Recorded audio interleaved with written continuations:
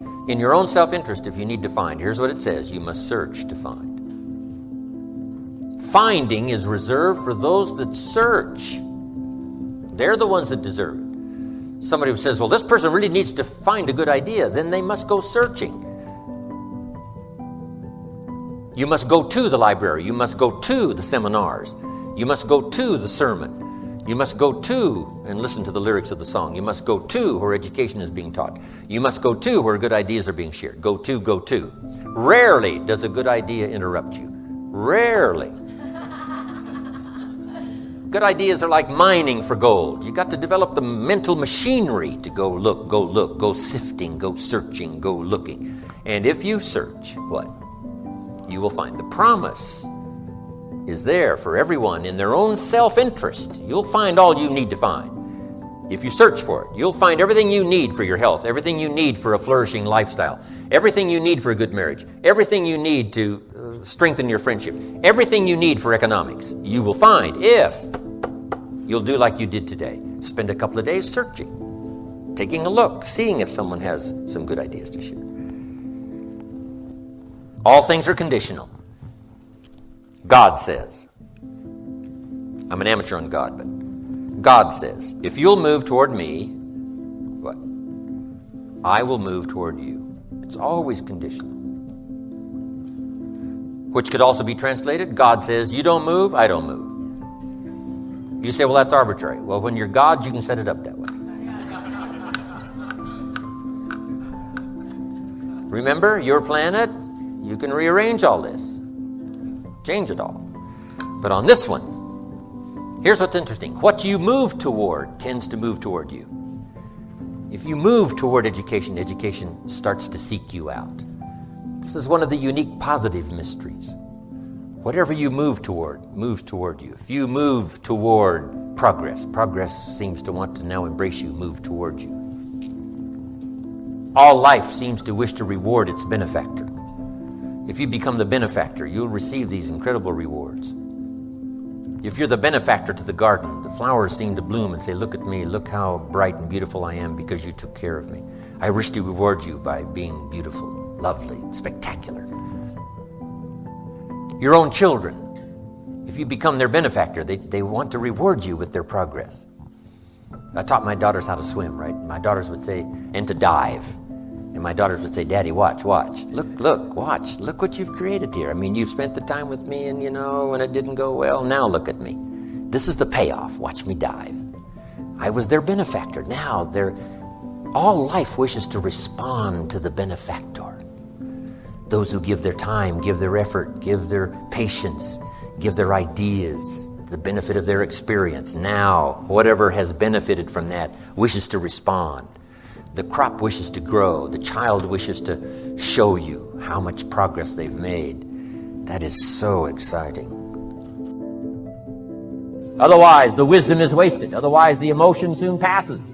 Unless you put it into a disciplined activity. Capture it. Disciplines is called how to capture the emotion and how to capture the wisdom and translate it into equity. Disciplines. Now, here's what's important about disciplines. All disciplines affect each other. In fact, here's a good philosophical phrase. Everything affects everything else. Nothing stands alone. Don't be naive in saying, well, this doesn't matter. I'm telling you, everything matters. There are some things that matter more than others, but there isn't anything that doesn't matter. Okay. We all pity the man who says, well, this is the only place I let down. Not true. Key to take home. Every letdown affects the rest of your performance. Every letdown affects the rest. This is part of the educational process on personal development. If you don't take the walk around the block, you probably won't do the apple a day. If you don't do the apple a day, you probably won't start building your library. If you don't build your library, you probably won't keep a journal, and you won't take pictures, and then you won't do this, you won't do wise things with your money, won't do wise things with your time, won't do wise things with your possibilities and relationships, and the first thing you know, 6 years of that accumulated, and we say you have messed up. So the whole key to reversing that process now is to start picking up these disciplines. Now here's the positive side. Every new discipline affects the rest of your disciplines. Every new one affects the rest.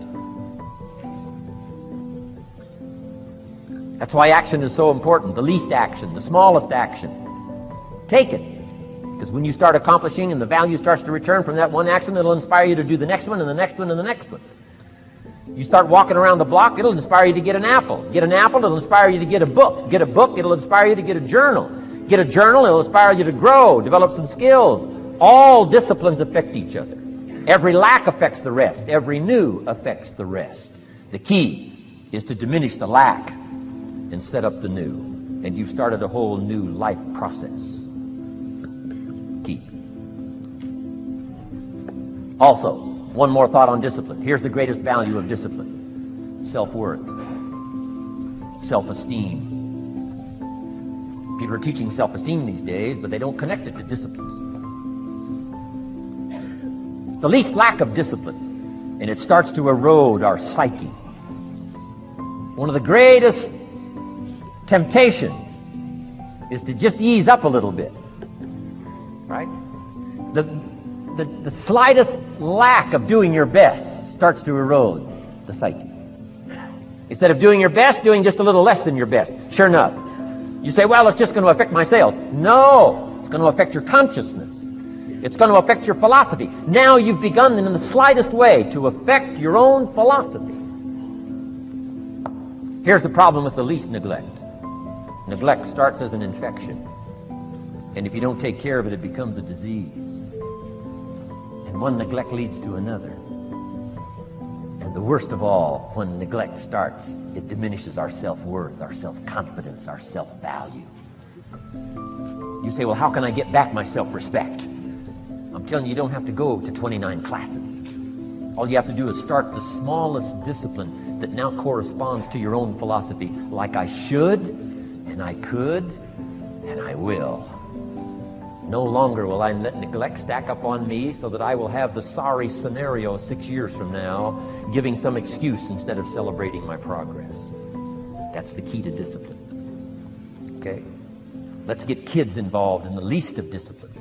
One more, and then one more, and then another one, and then another one, and then some more. And the first thing you know, you're starting to weave the tapestry of a disciplined life into which you can pour more wisdom and more attitude and more strong feeling, more faith and more courage. Now you've got something, a vessel in which to put it. And now the equities start to flow.